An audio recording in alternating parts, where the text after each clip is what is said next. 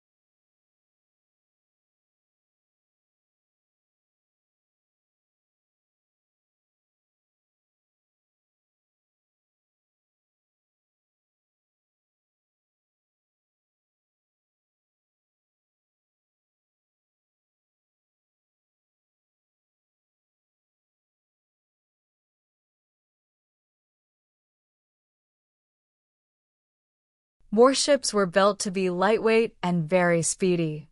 They had to be able to sail near the coast, which is why they had no ballast or excess load, and were built with a long, narrow hull. They did not sink when damaged and often would lie crippled on the sea's surface following naval battles. They had a bronze battering ram, which was used to pierce the timber hulls or break the oars of enemy vessels.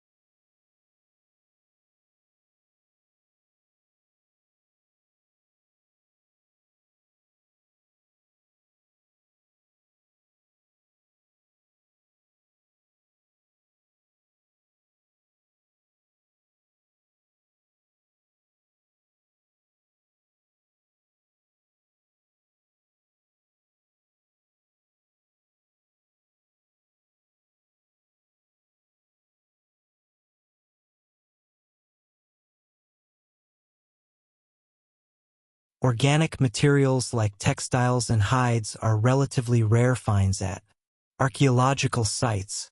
This is because unless they're protected from the microorganisms that cause decay, they tend not to last long.